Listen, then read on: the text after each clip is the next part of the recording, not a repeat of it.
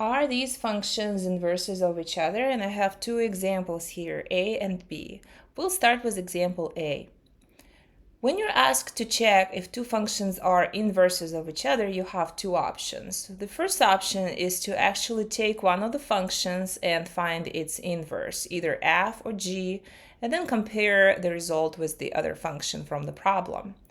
However, most of the time, to check if f and g are inverses of each other, we will be asked to find the composition of function f with g of x, and then g with f of x to see if each one of these compositions is equal to x. And if it is, we can conclude that f is the inverse of g. So let's go ahead and start with the example A, where f is 3x plus 6 and g is x over 3 minus 6. We're going to keep this rule in mind. So to check if these two functions are inverses, I will first find the composition of f with g of x.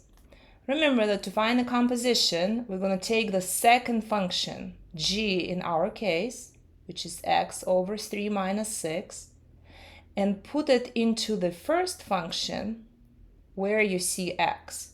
So instead of x inside of function f, you will see x over 3 minus 6. Here we go. So my first thing in the function f is 3, that stays the same, but then it's followed by the x. I will not have that x anymore. I will now have x over 3 minus 6. So that takes care of this x here, and I still have plus 6 in the back. Remember that for us to conclude that f is the inverse of g and vice versa, this composition will have to be equal to x. So I'm going to simplify this. I'm going to take this 3 and multiply it by x over 3, which will give me just the x, because 3's will cancel. And then go back to 3 and multiply by this negative 6. 3 times negative 6 is negative 18. And I still have my plus 6 in the back. Now, x is x, but then negative 18 plus 6 will make me a negative 12. So overall, I have x minus 12.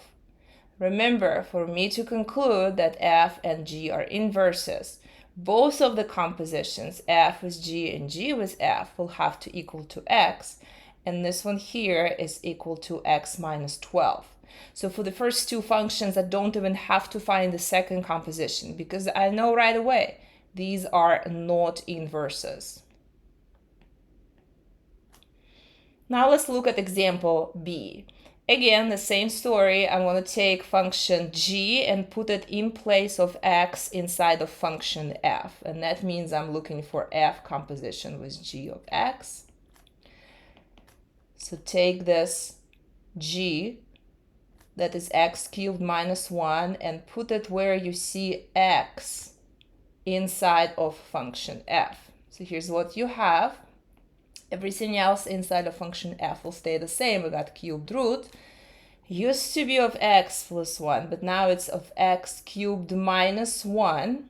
That takes place of the x. Plus 1 is still there. To simplify this, the plus 1 and the minus 1 will cancel each other out, leaving you with the cubed root of x cubed. Now, the cubed root and the cube will also cancel each other out, leaving you with just the x. And remember, that's exactly what we want for us to say that these are possibly inverses of each other. We do have to check the other composition. So now I will be looking for g composition with f of x.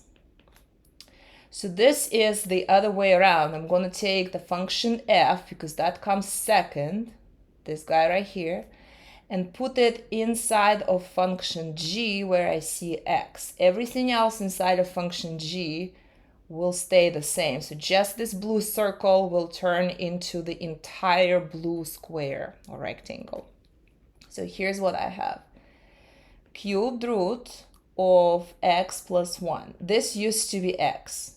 Now it's my function f.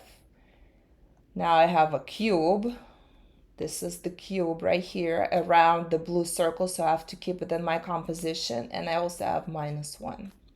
Let's simplify this. First of all, the cubed root and the cube will cancel each other out, leaving you with just the x plus 1.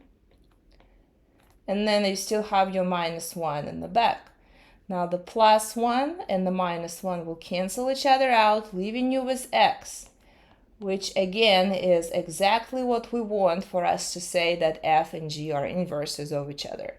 So here I can actually say that these two functions are inverses because both compositions were equal to x.